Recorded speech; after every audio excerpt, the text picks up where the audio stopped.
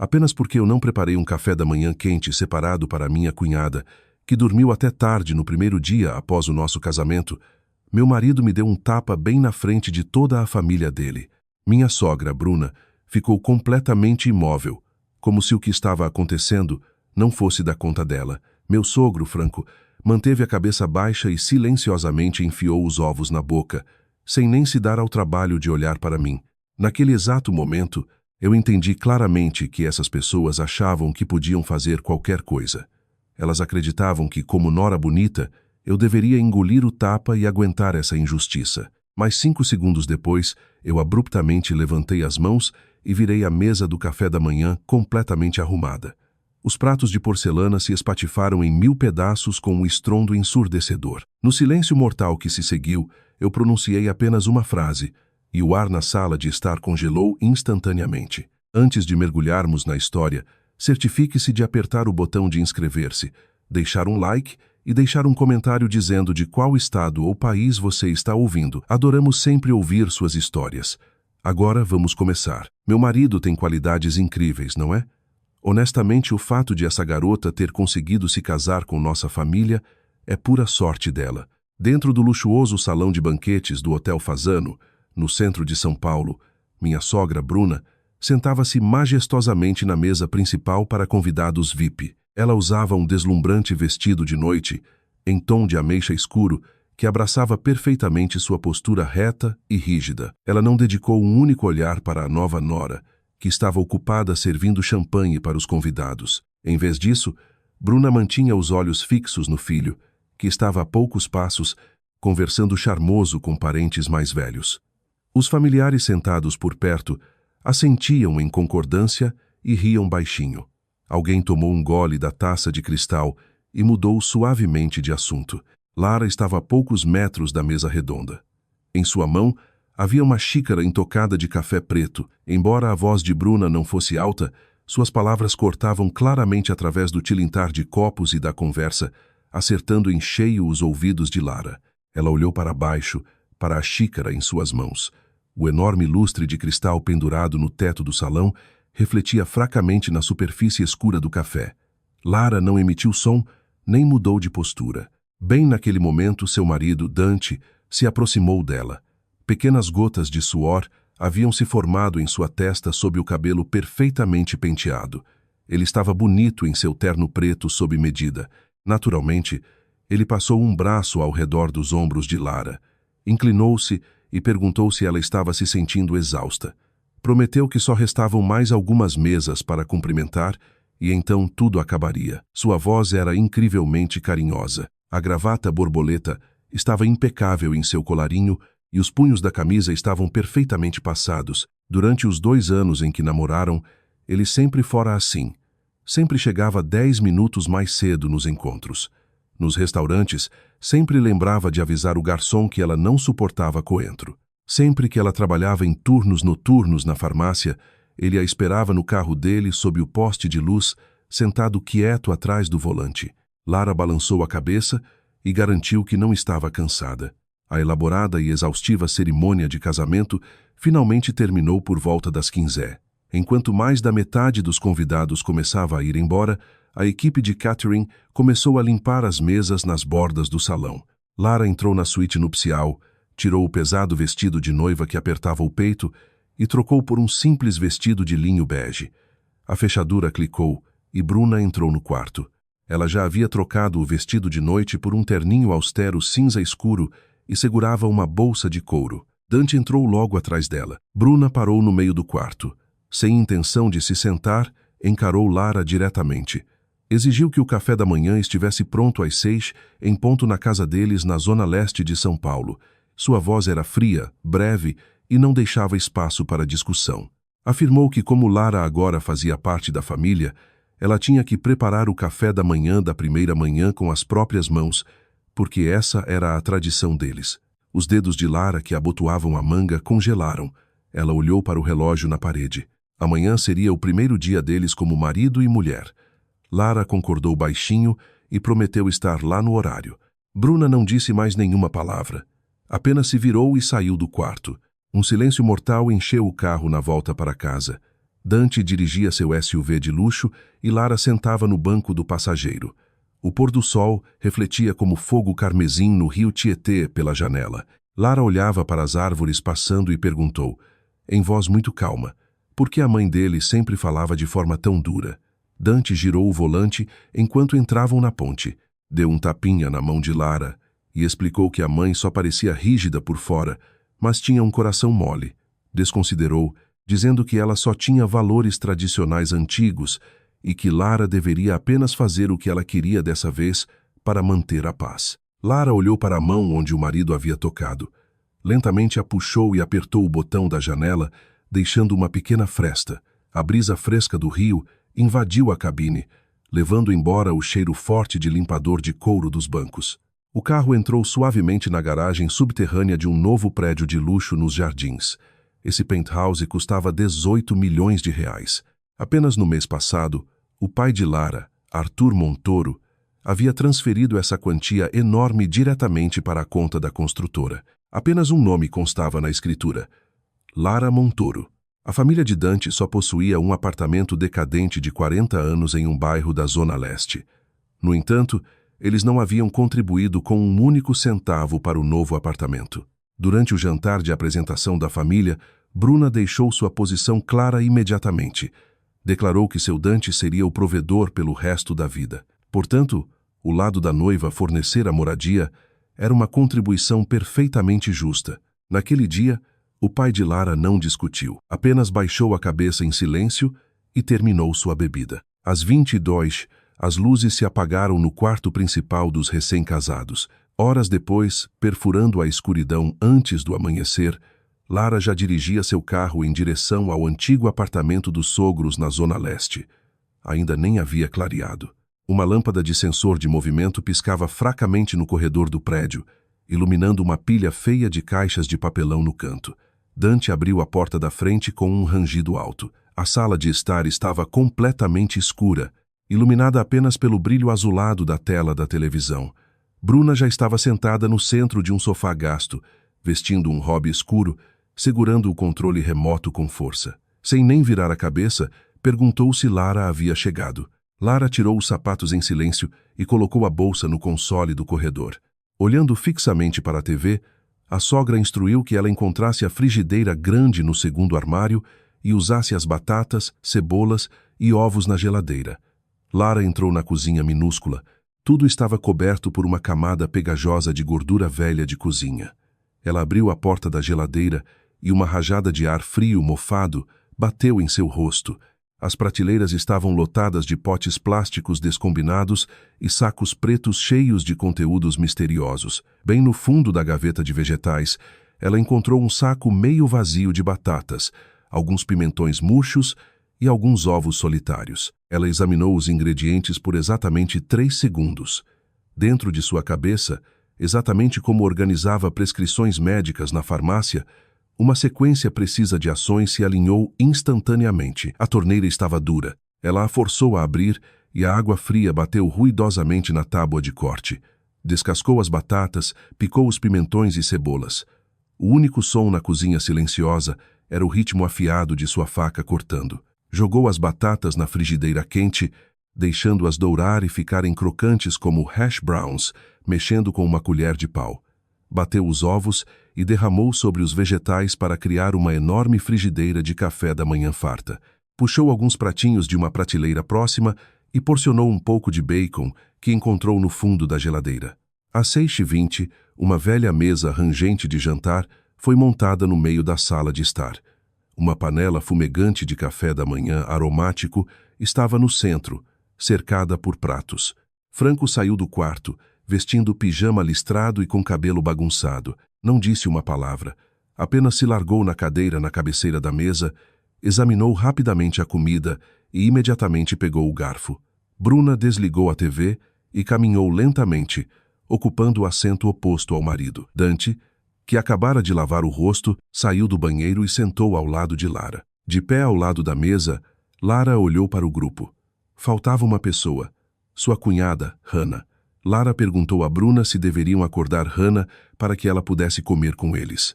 Dante, cutucando os hash browns com o garfo, mencionou casualmente que Hannah havia ficado acordada à noite, toda estudando para as provas da faculdade e que deveriam deixá-la dormir. Lara juntou as mãos atrás das costas. Notou que havia cozinhado o suficiente para 5 pessoas, oferecendo-se para reaquecer um prato para Hannah quando ela acordasse. O garfo de Bruna parou no meio do ar. Ela ergueu pesadamente as pálpebras e encarou Lara por cima da frigideira fumegante com um olhar feroz e venenoso. Sua voz era gelada e não tinha nem um pingo de hesitação quando disparou, perguntando se Lara era completamente sem cérebro. Afirmou bruscamente que Hannah tinha um estômago muito sensível e que comida requentada a deixava enjoada. Ordenou que Lara voltasse imediatamente para o fogão e cozinhasse um café da manhã fresco e quente do zero quando Hannah acordasse. Lara olhou diretamente nos olhos frios da sogra. Simplesmente afirmou uma realidade factual. Se esquentar no micro-ondas, a comida ficará tão quente quanto quando foi recém-preparada. Bruna bateu o garfo na mesa. O talher de plástico barato bateu na superfície com um baque surdo. Chamou Lara de arrogante, depois lançou a Dante um olhar de puro nojo, estalando a língua. Zombou do filho, perguntando se ele estava cego quando escolheu essa suposta esposa. Bem naquele instante, a perna de Dante se sacudiu violentamente sob a mesa, chutando a canela de Lara com toda a força. Lara apertou os olhos contra a dor lancinante. Olhou para o marido sentado ao lado dela, que ignorava completamente seu olhar. Dante mantinha a cabeça baixa e enchia avidamente a boca com ovos. Lara não disse mais nenhuma palavra.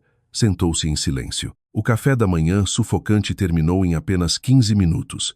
Franco, tendo raspado o prato limpo, empurrou-o para o lado, coçou a barriga, levantou-se e se retirou para o quarto. Bruna também largou a colher e imediatamente deixou a mesa. Lara começou a limpar. Rasparam os restos em uma tigela e empilhou os pratos sujos. O som de água corrente ecoou da cozinha novamente. Naquele momento, a maçaneta do quarto adjacente girou. Hannah saiu, vestindo calças largas de pijama. Cruzou a sala de estar coçando a cabeça com as 2 mãos. Olhou de um lado para o outro entre a mesa vazia limpa e as costas de Lara lavando louça na pia. A voz de Hannah era afiada e carregada de irritação evidente quando reclamou que ninguém havia guardado o café da manhã para ela. Lara largou a esponja ensaboada e se virou abruptamente.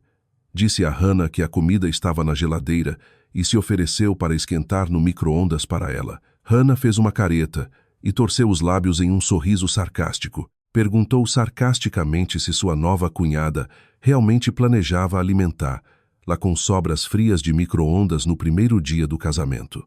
Antes que Hannah pudesse terminar seu discurso, Bruna, que estava relaxando no sofá, virou a cabeça e lançou a Lara um olhar gelado. Naquela fração de segundo, Dante, que estava encurvado na beira do sofá olhando o smartphone, levantou-se como um animal selvagem. Pulou com tanta agressividade que o telefone voou para uma almofada. Deu passos largos em direção à cozinha. Lara estava apenas se virando para abrir a geladeira. Dante invadiu o espaço pessoal de Lara. Sua respiração estava pesada. Lara olhou calmamente para ele, mesmo na exata fração de segundo em que a palma enorme dele cortou o ar. Não havia sombra de surpresa em seus olhos. Paf! Um estalo agudo e ensurdecedor ecoou pela sala. A cabeça de Lara virou para a esquerda. Perdendo o equilíbrio, ela tropeçou meio passo para trás e bateu contra a porta do armário da cozinha. Dante gritou a plenos pulmões, exigindo saber se ela não tinha habilidades básicas de compreensão. Seu rugido ricocheteou nas paredes da cozinha apertada. Furiosamente perguntou quem diabos ela achava que estava enfrentando. O ar na casa congelou completamente. Na sala de estar, o único som era o tic-tac constante do relógio de parede. Bruna, ainda sentada no sofá, pegou graciosamente um copo da mesinha lateral e tomou um gole silencioso de água. Nem o menor traço de emoção cruzou seu rosto. Ela nem se deu ao trabalho de olhar na direção deles. A porta do quarto estava entreaberta e Franco estava de costas para eles, calmamente afivelando o cinto. Hannah, de pé no final do corredor, tirou a mão do cabelo e se encostou casualmente no batente da porta. Apenas soltou um sorriso frio, como se assistisse a um reality show altamente divertido. Lara recuperou o equilíbrio. Lentamente ergueu a mão direita e pressionou contra a bochecha esquerda. Sua pele queimava como se tivesse sido arrancada. Um zumbido agudo ecoava em seus ouvidos. Nem uma única lágrima rolou por seu rosto. Seus olhos estavam secos como um deserto. Encarou Dante, que respirava pesadamente na frente dela. O peito dele ainda arfava selvagemente, mas o olhar em seus olhos havia se estabelecido na calma arrogante e performática de um homem que acreditava ter acabado de fazer algo heróico e necessário. Ele esperava que Lara baixasse a cabeça e murmurasse obedientemente um pedido de desculpas para validar seu ego patriarcal patético. Lara apenas olhou fixamente nos olhos dele. A imagem de uma prescrição médica em branco passou pela mente dela. Todos aqueles detalhes cuidadosamente elaborados de seu romance doce de 2 anos, o guarda-chuva inclinado cuidadosamente sobre ela na chuva, a atenção fina aos detalhes menores, os sorrisos infinitamente gentis. Nesse exato segundo, aquela prescrição falsa foi rasgada em pedaços, expondo os ingredientes genuinamente tóxicos escondidos por baixo. Era tudo sobre forçar submissão, exigir dependência escrava e lutar por hierarquia através de violência brutal. Suas pálpebras piscaram lentamente. Lara se virou e saiu da cozinha. Seus passos eram sólidos e firmes. Não olhou para trás para Dante, nem poupou um olhar para Bruna. Caminhou diretamente para a mesa de jantar patética, ainda no meio da sala de estar. Abruptamente se inclinou e agarrou as bordas da mesa com as 2 mãos. O copo na mão de Bruna parou bem nos lábios. Dante se virou, olhando para as costas da esposa em absoluto espanto. Flexionando os músculos dos braços, Lara virou a mesa com um movimento explosivo único. No momento em que as pernas da mesa deixaram o linóleo, os pratos, tigelas e a pesada frigideira cheia de hash browns frios desafiaram a gravidade e voaram no ar. Crash! Tudo se espatifou no chão. Os pratos de porcelana se quebraram em dezenas de pedaços irregulares. Estilhaços brancos afiados voaram até a borda do sofá. O resíduo gorduroso das batatas instantaneamente sujou o chão, deixando uma enorme mancha feia no tapete bege. Pedacinhos de ovo e pimentão grudaram pateticamente no linóleo. O barulho foi absolutamente ensurdecedor. Um baque surdo ecoou do quarto de Franco quando ele deixou cair o que segurava. Hannah, que estava de pé com as pernas cruzadas, pulou como uma mola. Seu queixo praticamente caiu no chão. Bruna se sobressaltou tão violentamente que derrubou o copo, derramando água fria sobre as próprias mãos. Dante congelou no lugar como uma estátua de pedra. Seus olhos se arregalaram em puro terror. Lara ficou no centro da bagunça caótica com uma expressão absolutamente impenetrável. Não havia uma gota de pânico. Os músculos de seu rosto estavam tão relaxados quanto estavam 10 minutos antes, quando ela picava cebolas. Lentamente virou a cabeça, examinando os rostos dos 3 um por um, antes de fixar o olhar em Dante. Sua voz baixou para um registro surpreendentemente baixo, e sua dicção era mais lenta e muito mais precisa do que o normal. Calmamente lembrou a ele que ela comprou o penthouse nos jardins com o próprio dinheiro. Afirmou claramente que a escritura só tinha o nome dela. Os lábios de Dante tremeram violentamente, mas ele não conseguiu emitir um único som da garganta. Lara informou que amanhã de manhã ela submeteria a papelada para terminar o contrato de administração do condomínio e colocaria o imóvel à venda. Olhou para ele com zero calor humano, exatamente como se estivesse deletando um arquivo corrompido que excedera seu limite no servidor. Disse que ele e toda a família lixo dele era melhor arrumar as malas lixo amanhã e voltar direto para esse casebre podre. Zombeteiramente disse a eles para dormirem o quanto quisessem. Tendo terminado seu discurso, Lara se virou sem um pingo de arrependimento e seguiu para a porta da frente. Nem se deu ao trabalho de olhar para a bolsa deixada na mesa do corredor. Apenas calçou os sapatos. Bruna finalmente saiu do choque, pulando do sofá e gritando com ela. O copo de água rolou pelo tapete. Ela berrou, perguntando o que diabos Lara achava que estava fazendo e se havia perdido a cabeça. Dante tentou dar um passo à frente, mas pisou direto em um caco de porcelana, congelando no lugar enquanto ele rangia sob o sapato. Lara não olhou para trás. Apertou com força a maçaneta, abriu a porta com um puxão e saiu calmamente daquele lugar imundo. A pesada porta de metal bateu atrás dela com um estrondo enorme, cortando completamente a enchente de xingamentos insanos que irrompiam de dentro. A CT, Um vento gelado e cortante varria as ruas da zona leste de São Paulo. Lara caminhava lentamente pela calçada vazia. Alguns carros esparsos passavam com total indiferença. Ela parou no meio-fio e levantou a mão, chamando um táxi amarelo. O carro encostou. Ela abriu a porta e deslizou para o banco de trás. Deu ao motorista o endereço nos jardins, em uma voz completamente morta e sem emoção. Enquanto o táxi acelerava suavemente, Lara puxou o celular do bolso do casaco. A tela acendeu mostrando dezenas de mensagens não lidas no grupo de amigos.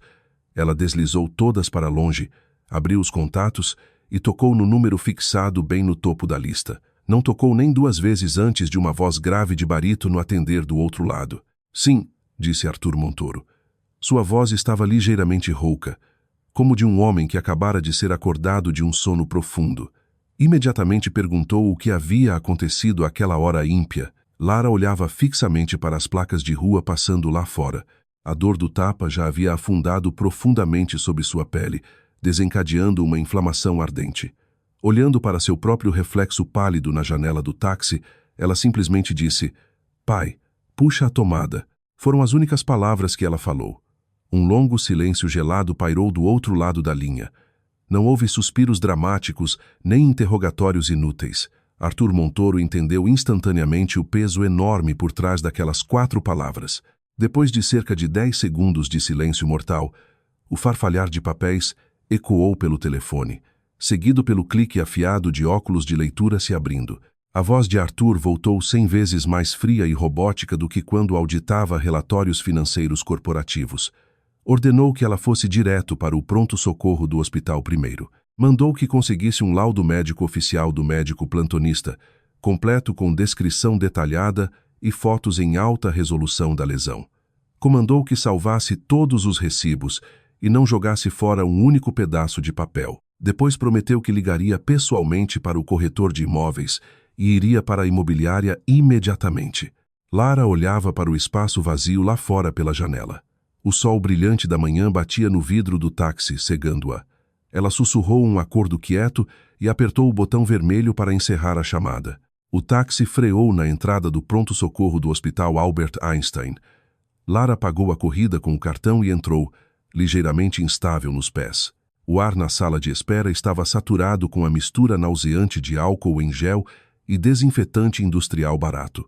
A moça na mesa de registro deslizou silenciosamente um formulário de admissão médica sobre o balcão, sem nem tirar os olhos do monitor do computador. Lara pegou uma caneta e, na caixa de motivo da visita, escreveu com letra firme e uniforme: contusão de tecido mole facial. O médico plantonista acabou sendo uma mulher de meia-idade com aparência exausta. Seus dedos enluvados de látex pressionaram impiedosamente o osso da bochecha inchada de Lara. A médica perguntou secamente se doía muito. Lara respondeu que era tolerável, mas o músculo parecia extremamente tenso. A médica apontou uma luz de exame brilhante diretamente para o rosto dela e inspecionou de perto a marca vermelha em forma de mão, como se olhasse através de uma lupa. A médica simplesmente perguntou se era de um golpe com a mão. Lara disse que sim. Sem fazer outra única pergunta, a médica se virou para o computador e começou a digitar furiosamente no teclado. Uma impressora laser zumbiu agressivamente e cuspiu uma folha de papel. Lara pegou o laudo médico, que trazia o carimbo oficial vermelho do hospital, deslizou-o para uma pasta e saiu. Uma velha máquina de venda automática ficava perto de uma lixeira no corredor. Ela jogou algumas moedas e comprou uma garrafa de água gelada. A garrafa plástica transparente estava coberta de condensação gelada. Desatarrachou a tampa, tomou um gole e depois pressionou o fundo gelado da garrafa contra a bochecha ardente. Às 10, Lara estava em frente à porta do seu penthouse nos jardins. Tocou o teclado digital e nervosamente digitou o código de 6 dígitos amaldiçoado, o aniversário de Dante. Bip clique. A fechadura se desengatou. Ela empurrou a porta para abrir.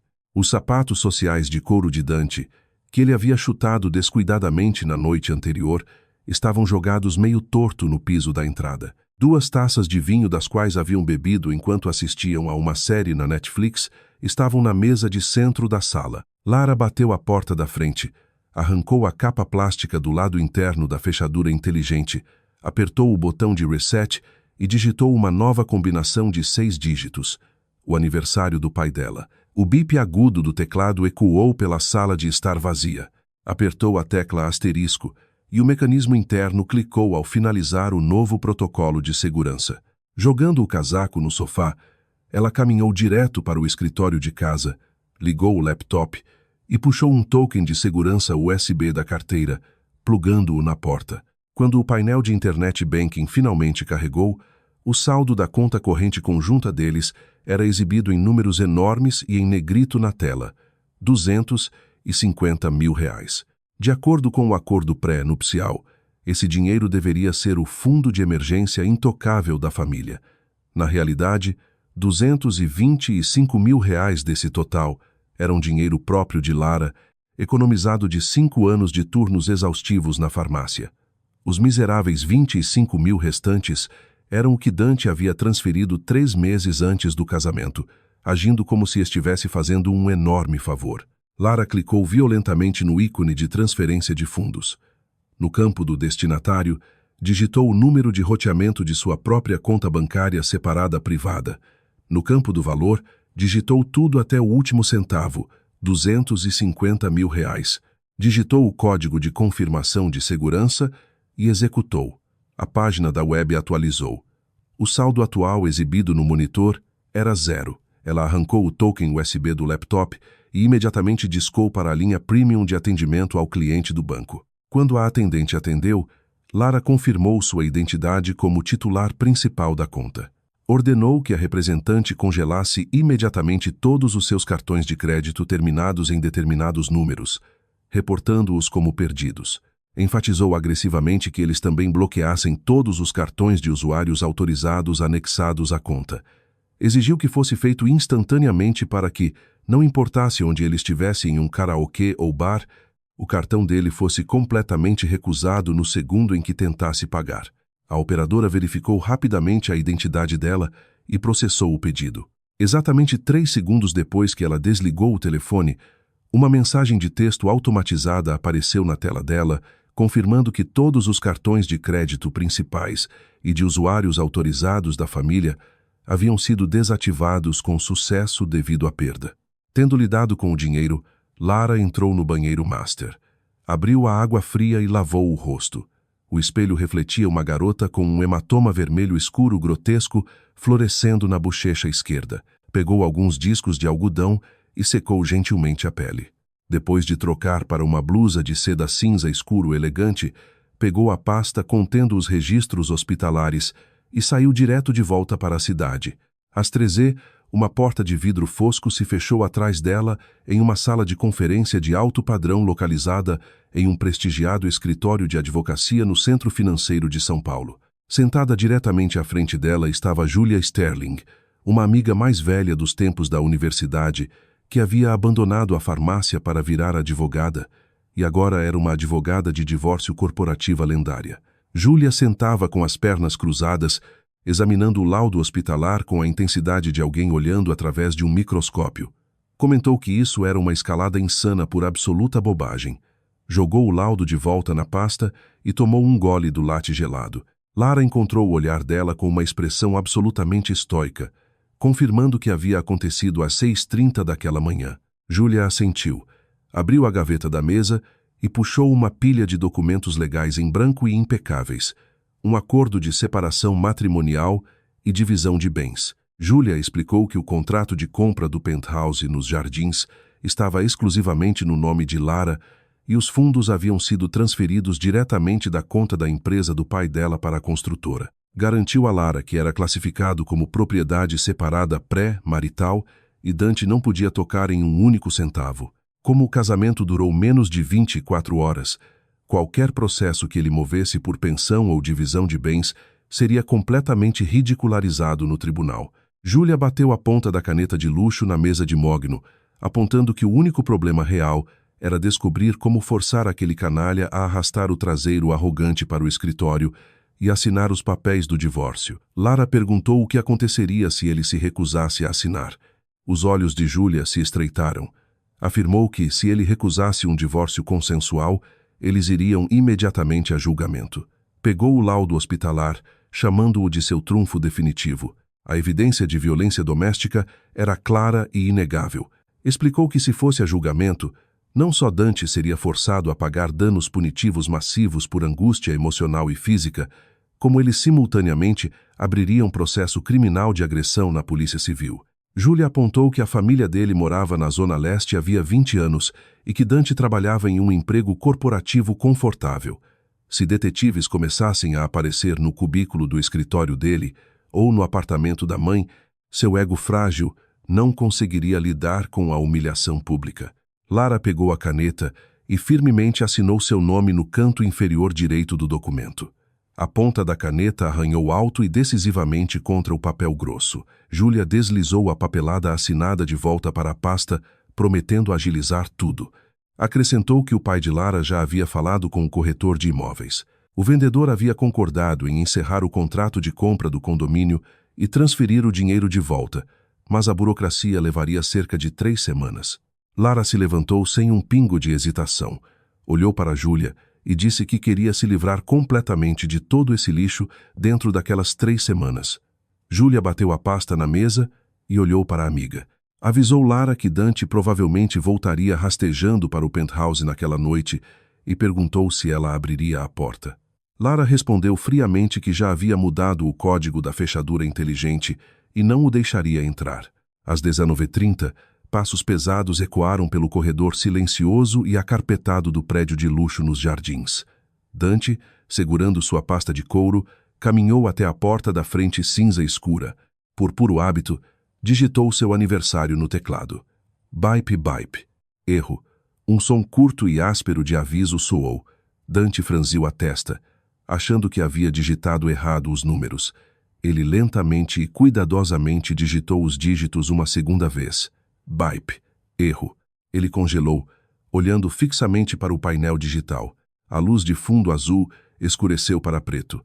O pânico se instalando. Ele agarrou a pesada maçaneta de metal e puxou violentamente, mas o ferrolho não cedeu nem 1 centímetro. Dante bateu a palma da mão plana contra a porta com um estrondo alto. Um boom ecoante e irritante ressoou pelo corredor. Gritou por Lara, mandando ela parar de fazer birra e abrir a porta. Nenhum único som vazou de dentro do apartamento. Dante puxou o celular do bolso e discou o número de Lara. Depois de 5 toques longos e agonizantes, a chamada foi abruptamente desconectada. Discou novamente, mas dessa vez uma voz robótica automatizada informou que o assinante estava indisponível. Ela havia bloqueado o número dele. A respiração de Dante falhou. Deu um passo para trás e olhou impotente para a porta de aço fria. Naquela manhã na cozinha, logo depois de dar aquele tapa ardente, ele estava absolutamente convencido de que havia estabelecido com sucesso a hierarquia em sua casa e provado sua dominância masculina para a mãe. Em seu trajeto de metrô para o trabalho, ele até enviou uma mensagem presunçosa para Bruna, prometendo pegar frutas caras no caminho de casa para apaziguar a esposa. Ele genuinamente acreditava que se apenas a ignorasse por um dia, ela esfriaria e viria rastejando de volta para pedir desculpas, mas seu cérebro primitivo e arrogante não conseguia prever que ela o trancaria completamente fora do apartamento. Em um acesso de raiva cega, ele chutou a porta 2 vezes, gritou para ela parar de agir como vítima e exigiu que abrisse imediatamente, avisando que os vizinhos podiam ouvir tudo. Naquele exato momento, a porta do outro lado do corredor se entreabriu. Um homem de meia-idade vestindo uma camiseta regata branca enfiou a cabeça para fora e o encarou com absoluto nojo, perguntando o que diabos ele estava fazendo, causando cena no meio da noite. Dante se encolheu, rapidamente baixou a mão e deu uma reverência incrivelmente constrangedora e submissa. Gaguejou um pedido de desculpas patético, alegando que a fechadura inteligente estava com defeito. O vizinho estalou a língua, bufou de nojo e bateu a porta. Dante foi deixado ali em absoluto espanto. Uma onda nauseante de humilhação subiu na garganta dele. Por pura frustração, chutou a parede do corredor e, cabisbaixo em derrota, arrastou-se em direção ao elevador. Dentro do apartamento, Lara estava sentada no sofá da sala com as pernas cruzadas. As luzes estavam completamente apagadas. A única iluminação vinha da pequena tela do interfone de segurança brilhando intensamente ao lado da TV enorme, transmitindo uma imagem ao vivo cristalina da câmera do corredor. Ela havia assistido todo o patético espetáculo, como Dante se curvou humilhantemente para o vizinho, como chutou a parede em raiva impotente e como se arrastou para o elevador como um cachorro espancado. Sua batida cardíaca estava perfeitamente estável e calma. Ela não sentia absolutamente nenhum medo da violência dele, nem sentia nenhuma alegria distorcida em sua vingança. O homem naquela tela simplesmente parecia um completo estranho para ela, como se existisse em um planeta totalmente diferente. Aquele suposto cavalheiro confiável que passou 2 anos esperando por ela sob postes de luz, e essa criatura patética que chutava portas simplesmente não podia ser a mesma pessoa. Lara caminhou descalça pelo tapete felpudo. Esticou-se para baixo e arrancou o cabo de energia do monitor do interfone direto da tomada na parede. A sala de estar instantaneamente mergulhou de volta em um silêncio e escuridão absolutos profundamente agradáveis. No dia seguinte, às 9, no apartamento mofado da Zona Leste, Dante finalmente havia se arrastado de volta para esse lugar miserável e passado uma noite inquieta e agonizante se revirando no sofá irregular da sala. Bruna saiu da cozinha segurando um copo de água. Olhou para a camisa amassada do filho com puro nojo. Bateu o copo na mesa de centro, gritando que a cobra realmente o havia trancado do lado de fora e jogado o próprio marido na rua. Xingou, perguntando que tipo de cobra ele havia arrastado para a família deles. Uma garota que ousou virar a mesa na frente da sogra no dia 1. Dante esfregou o rosto e implorou para a mãe parar de gritar. Bruna jogou um avental manchado de gordura no chão. Anunciou agressivamente que iria lá ela mesma ver se Lara ousaria trancar a porta na própria sogra. Às 10h15, depois de trocar de metrô 2 vezes e andar em vagões lotados e suados, Bruna estava ferozmente em frente à cara porta cinza escura nos jardins. Apertou a campainha. Nada. Apertou novamente, dessa vez segurando o dedo no botão por 3 segundos inteiros. Nenhum único som veio de dentro. Raiva ferveu no peito de Bruna. Ela respirou fundo e começou a socar a pesada porta com os 2 punhos. Berrou pelo corredor vazio do prédio de luxo, ordenando que a nora abrisse imediatamente, gritando que sabia que Lara estava se escondendo lá dentro como um rato. Gritou sobre respeito, exigindo saber como Lara ousava ignorar a sogra, berrando que mudar o código da fechadura não a salvaria. Socou aquela porta por quase 10 minutos. Suas palmas estavam inchadas, vermelhas e latejando. Um zelador do prédio empurrando um carrinho de limpeza passou, olhou para ela como se fosse um macaco enlouquecido no zoológico e continuou andando. Bruna de repente sentiu o rubor quente de uma vergonha profunda inundar seu rosto. Lançou um olhar venenoso para o zelador que se afastava, enfiou o rabo entre as pernas e recuou para o elevador. Ficou no saguão por quase 40 minutos, fervendo de raiva tóxica, mas a porta nunca abriu. Finalmente, a realidade perfurou seu crânio grosso. Aquela garota que havia obedientemente picado cebolas ontem estava completamente séria dessa vez. Com dedos trêmulos, abriu o celular e gravou um memorando de voz frenético para Dante. Berrou que a esposa dele estava completamente insana e se recusando a abrir a porta. Ordenou que ele consertasse imediatamente, alegando que não podiam simplesmente deixar um apartamento de milhões de reais vazio. Naquele exato momento, em um Starbucks movimentado no centro de São Paulo, Dante estava na fila com colegas corporativos após uma reunião de marketing matinal. Confiante, pediu 4 americanos gelados e 2 lattes, entregando elegantemente à barista seu cartão preto VIP elegante. A caixa passou o cartão no terminal de ponto de venda. A tela instantaneamente piscou uma mensagem de erro vermelha brilhante. A barista deu um sorriso apologético e disse que o cartão dele foi recusado. Dante soltou um bufo arrogante e irritado. Proclamou alto que tinha que ser um erro porque seu limite de crédito era bem acima de R$250 mil. Disse à caixa que a máquina dela provavelmente estava quebrada e mandou passar novamente. A caixa passou em um terminal secundário. O mesmo erro vermelho exato apareceu. Ela baixou a voz e explicou que não era problema de limite. O sistema do banco havia marcado permanentemente o cartão como perdido ou roubado. Os colegas atrás dele começaram a sussurrar entre si. Dante sentiu o rosto queimar de vergonha ardente. Freneticamente enfiou a mão no paletó, puxou um cartão de débito básico com quase nenhum saldo e o entregou desajeitadamente para pagar os cafés. Depois de sair correndo da cafeteria, Dante mandou os colegas de volta para o escritório, enquanto ele se enfiava em um beco de fumantes designado. Com o coração martelando contra as costelas, discou o número VIP de atendimento ao cliente impresso atrás do cartão preto. Desesperadamente pediu à atendente que verificasse o status do cartão terminando em determinado número. A operadora digitou no teclado e 3 segundos depois respondeu em tom robótico morto. A atendente explicou que o cartão dele era estritamente de usuário autorizado. Afirmou que ontem às 10 a titular principal da conta, Lara Montoro, havia iniciado um congelamento total de todos os cartões via aplicativo móvel devido a roubo. O cigarro apagado nos dedos de Dante se partiu ao meio. Flocos de tabaco caíram em seus sapatos de couro polidos. Ele perdeu a cabeça, gritando no telefone que era uma conta familiar conjunta e exigindo saber se eles estavam brincando. A atendente permaneceu completamente impassível, pedindo desculpas, mas afirmando firmemente que no sistema legal deles, a única dona da conta era Lara Montoro. Como mero usuário autorizado, ele não tinha absolutamente nenhuma autoridade para desbloqueá-lo. Dante teve que usar cada grama de autocontrole para não esmagar o iPhone contra a parede de tijolos. Desligou. Um calafrio gelado e aterrorizante correu pela espinha dele.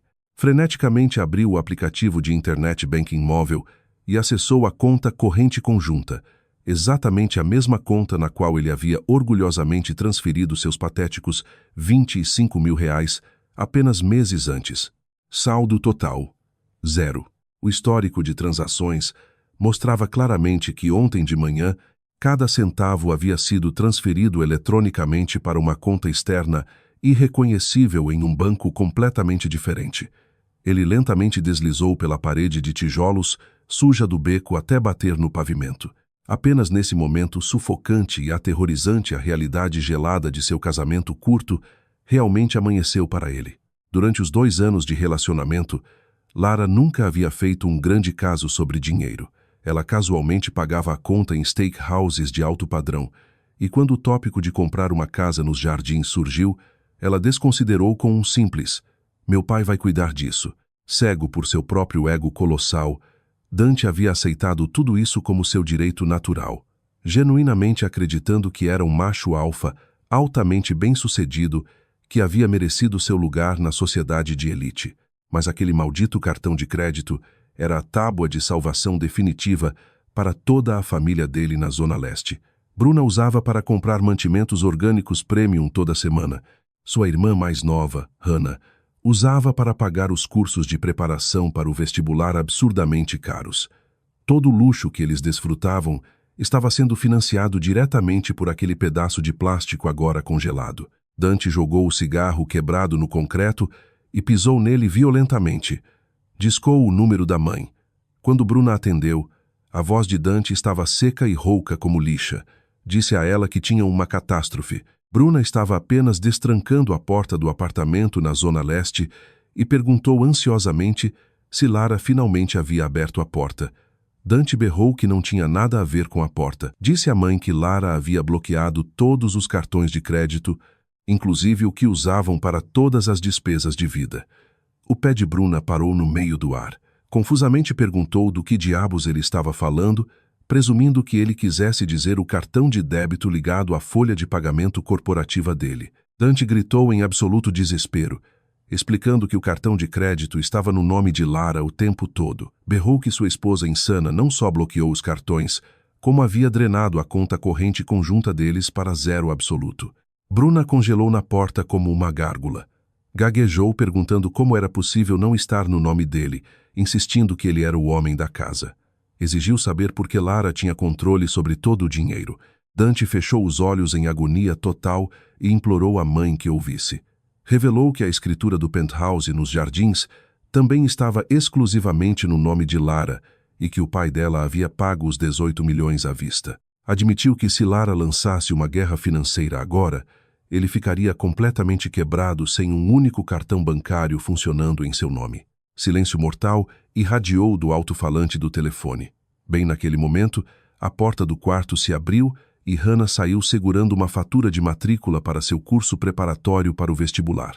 Ela ouviu o último grito desesperado do irmão. Toda a cor instantaneamente drenou de seu rosto. Entrou em pânico, perguntando a Bruna o que Dante quis dizer sobre o cartão bloqueado, choramingando sobre como deveria pagar a matrícula antes do prazo das 15 hoje. Bruna encarou a filha com olhos vidrados e mortos, completamente incapaz de formar uma única palavra. Lentamente virou a cabeça e olhou para a mancha de gordura feia no linóleo da sala, o exato local onde Lara havia virado a mesa ontem. Eles haviam varrido a porcelana quebrada, mas a gordura marrom escura dos hash browns havia manchado permanentemente o piso velho como uma marca. Bruna sentiu um calafrio gelado descer pela espinha. Apenas agora aquilo finalmente penetrou em seu crânio grosso e arrogante. Ontem, aquela garota ousada não havia apenas jogado uma frigideira de batatas no chão. Ela havia violentamente estilhaçado sua única fonte de riqueza, destruindo a única alavanca de poder que permitia que sua família parasita patética respirasse. 2 semanas depois, o ar dentro da sala de conferência com paredes de vidro do escritório de advocacia de Julia Sterling, no centro de São Paulo, estava frio como um necrotério. Dante sentava encurvado na beira da longa mesa de mogno. Olheiras escuras e pesadas pendiam sob seus olhos. Nas últimas 2 semanas agonizantes, ele havia corrido por toda a cidade tentando rastrear Lara. O gerente da farmácia dela disse que ela havia tirado uma licença inesperada de 1 mês. O porteiro do prédio nos jardins informou que ela havia arrumado seus pertences mais valiosos e saído dias antes. Ele até havia dirigido até a comunidade fechada exclusiva, em Angra dos Reis, onde os pais dela moravam. Mas os seguranças privados se recusaram a deixá-lo passar pela barreira. Sentada diretamente à frente dele, com as pernas elegantemente cruzadas, Julia Sterling observava sua miséria com um sorriso divertido. Julia puxou uma pilha grossa de documentos legais da pasta e deslizou pela mesa. Anunciou friamente que era a versão final do acordo de separação matrimonial. Sua voz não tinha traço de empatia, soando exatamente como uma cobradora de dívidas retomando um carro. Afirmou que sua cliente não buscava pensão alimentícia, nem divisão de bens pessoais dele. No entanto, enfatizou que o penthouse de 18 milhões nos jardins estava revertendo inteiramente para Lara. Instruiu Dante a pegar a caneta, assinar o nome e legalmente renunciar a qualquer e todas as reivindicações futuras sobre a propriedade. Dante encarava a pilha grossa de papéis. Suas mãos tremiam sob a mesa. Perguntou com raiva se ela estava brincando, alegando que era completamente injusto porque o apartamento havia sido comprado para a vida de casados deles. Julia apenas riu, enfiou a mão na pasta de couro e puxou uma segunda pasta vermelho brilhante, batendo-a dramaticamente na mesa bem ao lado dos papéis do divórcio. A página de capa dizia em negrito: Queixa oficial, agressão doméstica criminal, totalmente carimbada pela Polícia Civil. Preso logo atrás estava o laudo hospitalar com fotos coloridas em alta definição do rosto machucado de Lara.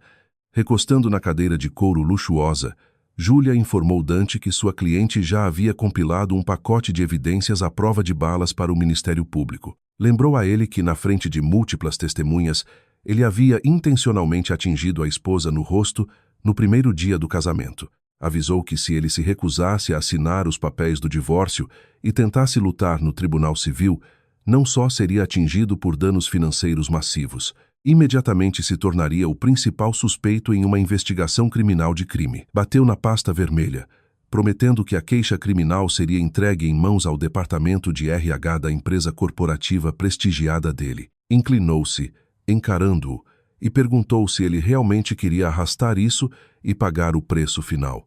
Dante encarava o laudo médico horrível como se olhasse para um fantasma. A foto colorida claramente mostrava a bochecha inchada e roxa escura de Lara. Bem naquele instante, o celular dele vibrou no bolso. Era a Mine. Quando atendeu, a voz de Bruna soava engasgada e completamente patética. Nenhum traço de sua antiga arrogância permanecia. Implorou que ele apenas assinasse os papéis e acabasse com aquilo. Sua voz falhou enquanto confessava que o banco havia acabado de ligar. Os agentes imobiliários de Lara haviam acionado com sucesso a cláusula de cancelamento e a construtora transferiria os milhões de volta para Arthur Montoro amanhã. Bruna começou a soluçar, explicando que eles haviam feito uma segunda hipoteca de alto juro massiva no apartamento da Zona Leste, apenas para pagar o casamento extravagante no Hotel Fasano para se exibir para os parentes. Sem o cartão de crédito de Lara pagando os juros mensais, o banco ameaçava execução imediata. Eles seriam despejados e o apartamento leiloado. Dante sentava paralisado. Havia esquecido completamente. Toda a ilusão financeira frágil de sua vida era sustentada por um único fio: o cartão de crédito de Lara, quietamente cobrindo todas as contas nos bastidores. Bruna gritou no telefone, ordenando que ele assinasse imediatamente. Depois desligou com um soluço pesado. Dante colocou o telefone na mesa, movendo-se rigidamente como um boneco quebrado. Olhou para o rosto frio e vitorioso de Júlia. Com a mão violentamente trêmula, estendeu para a caneta. A mão pairou sobre a linha de assinatura, tremendo incontrolavelmente. Ele havia vivido em uma ilusão aterrorizante. Realmente acreditava ter conseguido uma esposa ingênua e obediente que poderia trancar dentro de uma jaula de regras patriarcais e controlar completamente pelo resto da vida. Mas a realidade brutal era que ele não era nada mais que um rei patético de 24 horas, vivendo dentro de um castelo de vidro construído inteiramente com o dinheiro de outra pessoa. Pressionou a caneta no papel e assinou. Sua assinatura saiu torta e patética, parecendo um verme esmagado. Dentro de um mês, todas as formalidades legais foram finalizadas. O penthouse nos jardins foi vendido. Dante, carregando 2 malas baratas recheadas com seus pertences modestos, baixou a cabeça e se mudou permanentemente de volta para o apartamento podre e cheirando a mofo na Zona Leste. Um outono amargo chegou. Na reunião mensal da Associação de Moradores no subsolo do prédio antigo, as fofoqueiras do bairro estavam reunidas, conversando alto. Bruna sentava isolada no canto mais distante, olhando para um copo de isopor do café preto mais barato, mantendo a cabeça completamente baixa. A presidente da associação, uma mulher excessivamente intrometida, chamou Bruna em uma voz docemente enjoativa. Anunciou alto que havia ouvido que Dante havia voltado para casa antes mesmo do bolo de casamento ser digerido. Toda a conversa na sala morreu instantaneamente. Cada ouvido se afinou. Bruna forçou um sorriso dolorosamente falso. Acenou com a mão desdenhosamente, alegando que não era grande coisa e que os jovens de hoje simplesmente se chocam por personalidades e se separam. Tentou salvar as aparências, dizendo alto que a garota que tentou se casar na família deles acabou sendo completamente sem cultura e sem respeito pelos mais velhos. Declarou orgulhosamente que uma família respeitável como a deles não toleraria isso. Então ela mesma expulsou a noiva. Uma cabeleireira sentada na mesa ao lado bufou alto. Anunciou que seus clientes contaram uma história muito diferente, que a nora de Bruna havia contratado advogados corporativos impiedosos, tomado de volta cada centavo do dinheiro do apartamento e deixado Dante completamente quebrado. Sorriu maliciosamente, acrescentando que garotas inteligentes hoje em dia não deixam ninguém pisar nelas. O rosto de Bruna ficou violentamente vermelho. Não conseguiu encontrar uma única palavra para se defender, então apenas nervosamente engoliu o café morno e barato. Tinha gosto tão amargo quanto veneno. Desesperada para escapar da humilhação, ela remexeu na bolsa para pagar as taxas mensais da associação. Mas depois de remexer freneticamente na carteira, a única coisa que conseguiu puxar foi um cartão de débito vencido e empoeirado ligado a uma conta com saldo zero. As mulheres vizinhas trocaram sorrisos maliciosos e zombeteiros.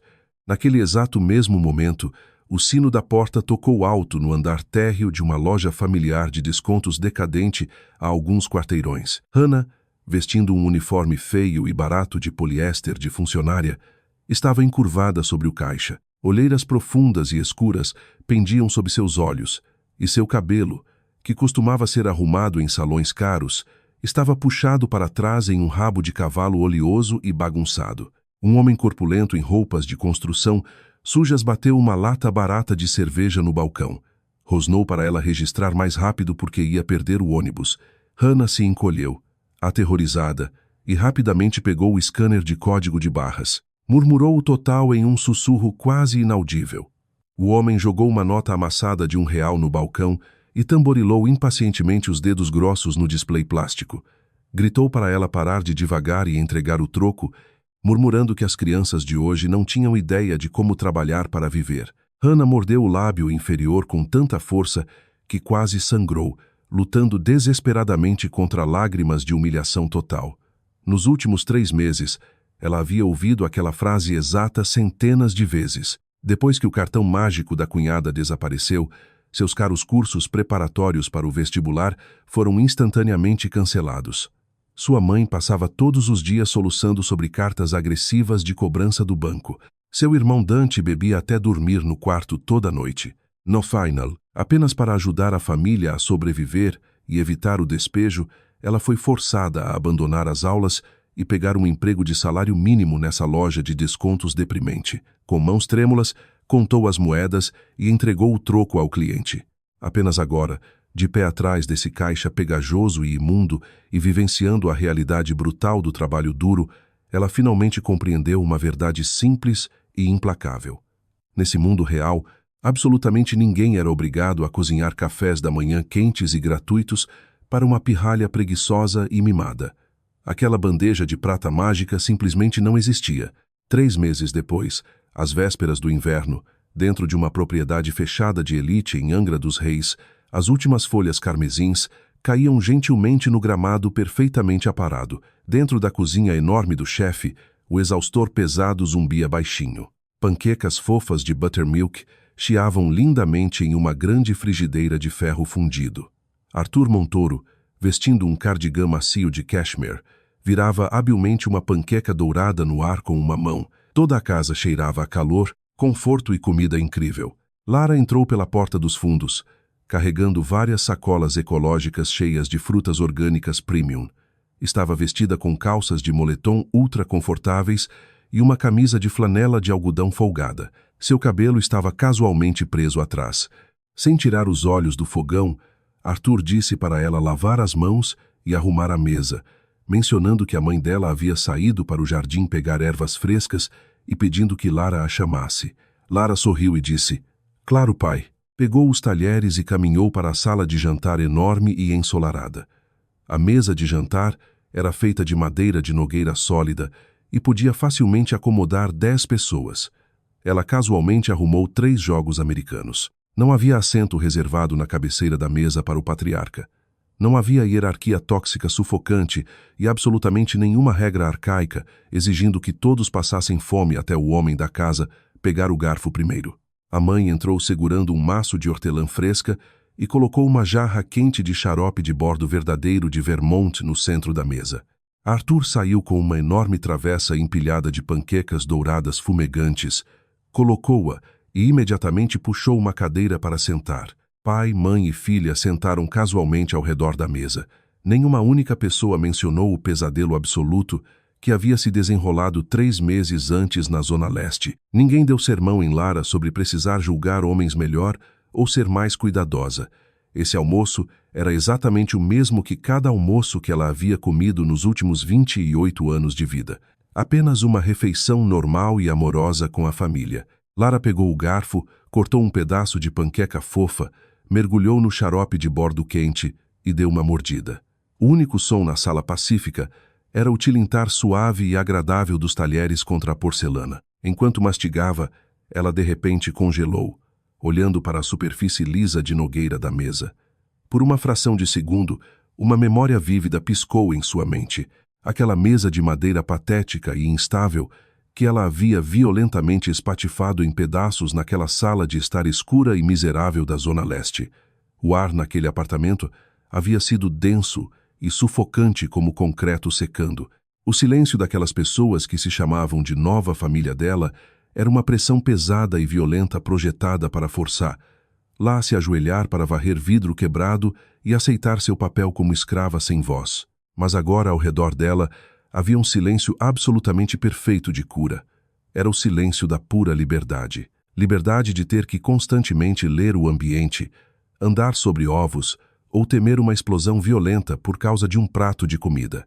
Não havia exigências arrogantes de cima, nem gaslighting, nem manipulação. Lara engoliu a comida. Gentilmente colocou o garfo e pegou seu copo de água gelada. As pontas dos dedos deslizaram suavemente sobre a condensação no copo, e naquele exato momento ela sentiu um senso há muito esquecido de paz absoluta e confiança inabalável lavar todo o seu corpo, do topo da cabeça às solas dos pés. Era a confiança inquebrável de uma mulher de pé completamente sobre os próprios pés. Ela nunca mais teria que pedir permissão a lixo apenas para comer seu próprio jantar.